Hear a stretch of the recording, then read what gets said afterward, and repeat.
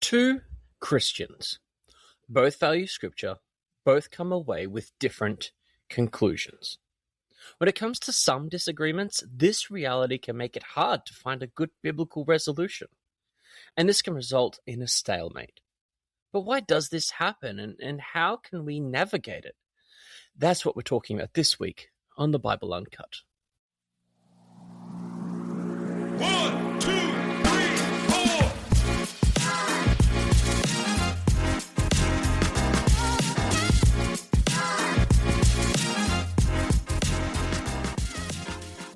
Hello and welcome back to the podcast that's all about learning how to build a theology not simply on Scripture alone, but all of Scripture. If you're a regular, it is great to have you back. But if you're new and just listening for the first time, welcome. I hope you find this episode a blessing to you. And I invite you to go back, listen to my previous episodes, including last week's episode, which is all about dealing with straw man disagreements. Also, if you haven't already, be sure to subscribe to the show. But now, let's get into it.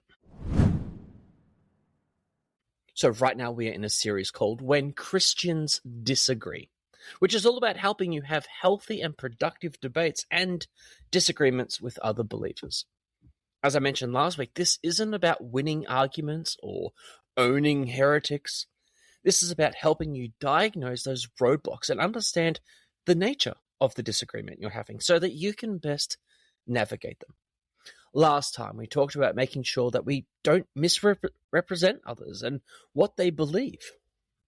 So let's say you go through those steps that I talked about last time, and it turns out that the disagreement is genuine. So the best thing to do here when you are disagreeing over theological matter is getting into Scripture, finding a resolution. And this is very important because when we debate over our preferences, our opinions, our feelings, our own ideas, this isn't a meaningful way to do it. What counts is getting to better know and understand what God has said about something.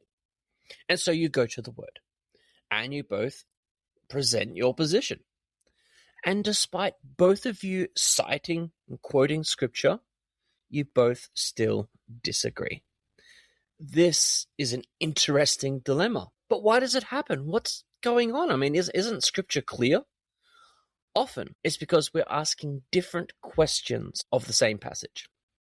I think it might be helpful to maybe get into an example first. So when it comes to the eternal judgment debate between what's known as conditionalism and eternal conscious torment, I have seen both sides use Scripture on this one. But they still come to different conclusions. One side says, this view is right, look at these passages. The other side says, yeah, but this view is correct, look at these passages. Sometimes they even talk about the same passages. And while it can be frustrating, once you pay attention to what's going on, you can see why this happens. And look, there are a whole range of different reasons for this. And I'm going to break them down into much more detail in future episodes. But for now, I want to give you just a bit of an overview of some of the things going on. Sometimes it's about how we balance all the different parts of Scripture together. The Bible, you'll agree, is a big text with a lot of points, different genres, ways of relating to one another. And so holding all the different parts in tension, that can be challenging. And there are a whole range of different models and frameworks, if you will, and sometimes different Christians will use different ones to do it. That's sometimes why they end up with different results. Another reason is the way we interpret passages within the Bible, how we make sense of imagery, how we understand words and their meanings, their semantic ranges, how we understand how different genres express their meaning. When we do this differently, we end up with different results. And the third is actually the differences, the internal differences, the differences within ourselves. Our experiences, our preferences, our loyalties, our presuppositions, these all influence how we read Scripture. Because if we believe, oh, God would never do that, we will find alternative ways to read certain passages. So all these factors are really influential in our reading of Scripture and are common causes for different interpretations. So it is really important to understand these. But what I want to focus on today is one issue, and that is the questions that we bring to the text. Because as well as having different methods of interpretation, Christians can have different expectations of the text of Scripture. We can kind of imagine this as being, I guess you could call it, a research lens. When we go into a text looking to learn something and understand it, there are pre-prepared questions that we have in our minds that we're looking to answer, and these can be conscious and they can be subconscious questions as well. And there's also different focuses that we can have when we come to the Scripture. When I was at university and studying history, when I would have to read through different ancient texts, I could have looked at the social realities it described, the political values, the rhetorical techniques, a whole bunch of different things. And even as an English teacher, these lenses are what I consider when a class does a novel study. If we're going to read a novel like Boy in the Striped Pajamas, and we're looking at what it's about, there's a number of different questions that we can ask of it. We can ask, well, what does this say about the human experience? Or what does it say about power dynamics? Or even, what does this reveal about history? And then the answers to these questions are going to leave me with different ways of explaining what the book is saying. And it's not that this is wrong or that one is right, one is incorrect. It's just something we need to be aware of. So I guess another aspect to test when you're disagreeing about what Scripture teaches is, what questions are you bringing to the text? And what kind of lens are you using? Because as we read, we should be asking, well, what's going on behind the text? What is the author trying to communicate? Or even, is this a prescriptive text? Is this telling me what to do? Or is it just descriptive? Is it just describing what happened? You see, we can come to parts of the Bible that are describing the topic that we're interested in. We can ask, how does this inform this topic? But sometimes, if we are honest, what we're asking is, how does this support my view? And look, we can get understandings on how to love our neighbor and how to love God, but we can also get historical, geographical, rhetorical insights. But I would say that these are secondary to our interpretations. Not that they don't matter, or not that they have no influence on the text. They certainly do. But what we should be aware of is they should not override our understanding of what the author is actually trying to communicate. It's sort of more of a flavor than it is a shape. And so when Christians come to the Bible, different Christians will ask different questions of the same text. And of course, asking different questions gets different answers and different lessons. Let's have a look at how this plays out with the example of Romans 14. Now, Romans 14 is a pretty common example used to say that things like the food laws don't apply and that there's no continuity in things like the Sabbath. Both sides, the one who believes in continuity and the one who rejects it, will both affirm Romans 14 as Scripture. But both have different conclusions about the passage. As per usual, I'm not going to try and resolve this topic here. I'm just going to show you how the different approaches will play out. So when it comes to this portion of Scripture, one lens is the relational lens. How do I relate to someone with a different matter of conscience? Another lens is the more theological one, which asks, what does this teach me about God's expectations for my life and how I relate to Him? You see, if you read it through purely a relational lens, the focus is going to be on how we handle differences in secondary matters. If you read it through purely a theological lens, then the focus can shift towards what God does and what God doesn't require of us, like food laws and Sabbath. Now, some questions are better than others. And the best ones to ask are the ones the text is actually trying to answer. So to better understand what questions we should be asking, we need to look at the text for the context. This gives us the driving concept, which should become our primary lens of interpreting the text. See, with Romans 14, when we consider the broader context, we see that Paul has been talking about how Christians are to interact ever since chapter 12. And this section in chapter 14 opens with, As for the one who is weak in faith, welcome him, but not to quarrel over opinions. And then the verses that follow give examples of opinions and how to not quarrel over them. And so it seems like the first lens, the relational one, is the primary lens. This means that as we read, we should be thinking, what does this teach me about how to relate to those with a different religious conscience? The second lens, the theological one, is still very relevant. In fact, it's relevant to all of Scripture, but it's just not the main question that the passage is answering. But it can still be relevant to the passage in the way that it tells us God expects me to respect Christ's role as Lord over my brother or sister by not assuming that for myself and being gracious when we disagree on non-essential opinions. So if we are disagreeing with someone over the meaning of a passage, we need to work out what interpretive lens we're using and what they're using and whether this is the right one for the text. Now, I should reiterate, it's not that one is right or wrong. It's more about which one is the text emphasizing. Another aspect of how we approach text is what we believe the author is trying to do when they wrote it. On the one side of what we call authorial intent, what the author was trying to do is, what is the message that the author is trying to communicate? That's partly what we looked at in the previous point. On the other side of this is the kind of their methodology. How are they going about it? Some might come to a passage and say, oh, this is addressing a specific context. Others might say, oh, it's laying out a universal and general principle. The thing is about Scripture is it does tend to do both, whether that's the histories, Psalms, Gospel, and especially the epistles. Good handling of the text will acknowledge both because both are happening. What matters is the balance. And look, this intent of writing to address a specific situation or purpose is true with historians as well. The historian Plutarch, he wrote his parallel lives because the Romans had conquered the Greeks and he wanted to show that the Greeks had something to offer as well. Then we have Gibbon's Decline and Fall of the Roman Empire, massive work.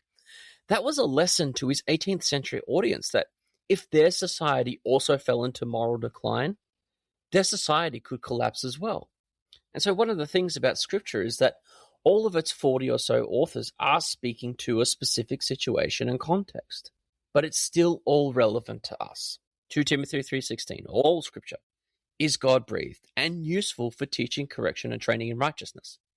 It has something to teach us, even though it wasn't specifically written to us or for our immediate context. So when someone says, oh, that was written to address this, so it has no consequence for us today, that's a problem because this goes against the teaching of 2 Timothy 3:16. When different Christians come to a text and say something like, well, Paul was only addressing this issue, and the other says, no, Paul was actually laying out a universal principle, then there's going to be disagreement on the interpretation of the passage. Or when someone says, oh, Paul's grounding principle is this, and the other says, no, it's something else, then again, interpretation is going to differ. I mean, we see this happening in discussions about 1 Timothy 2:12. Now, look, I believe there is a lot more going on in this debate than authorial method, and I will address that in a future episode, but for now, I just want to focus on this aspect. See, when we read the words, I do not permit a woman to teach or to exercise authority over a man, some will say, well, Paul is he's just addressing a specific issue in that church at that time. And they'll often point out the problem of false teachers that were in Ephesus, or maybe the prevalence of the Artemis cult. Others will say, no, Paul is actually laying out a general and practical principle for how the church is to function in its leadership. So here's the case, two people acknowledging Scripture, but because they both see it as serving different purposes and functions, they come to different conclusions. So what's the lesson here for how we approach the Bible? What's our takeaway? The big lesson here is that we need to read around the text for contextual clues. And if we're given the contextual background to what they're writing, then that's the lens we read it through. This can be revealed both through descriptions and explanations. We can look at specific, I guess you can call it technical language that's relevant to something going on in the background of the text. Can also be given through caveats, which says something like, in the instance of this happening, then do this, for example. But then again, we need to find the general principle that's driving that lesson. So even though building the fence around the roof of the house, we don't entertain guests on the roof, but the general principle is make sure your home is safe for guests. And so we apply that. I think it also pays to understand the historical context. Knowing customs, terminology, beliefs, etc. can help us make sense of what they're talking about. There is a lot of, I guess you could say, assumed knowledge in the reader, which the biblical authors were writing to. A lot of what they wrote can be understood. It can make sense. But when we understand some of the background, it turns our text from high definition to a 4K quality. You can still see it, still make sense of it, but it's just it's actually a lot clearer. But this will also help us avoid the dangers of using historical context much too heavily. It's going to stop us from employing historical myths as well.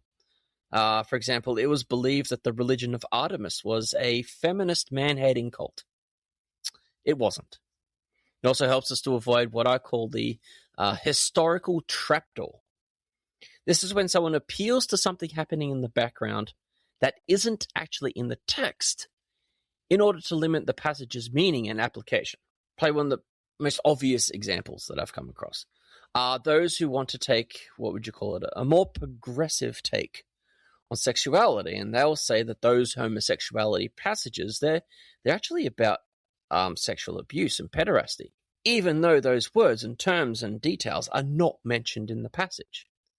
That's an example of a historical trapdoor, and ones that we need to avoid. And so, as you're discussing a passage and you're coming to different conclusions, these approaches are things that need to be discussed. So while the egalitarian will argue the Artemis religion in Ephesus, where Paul was writing to, was a feminist cult, you might discuss, well, where does Paul make that link?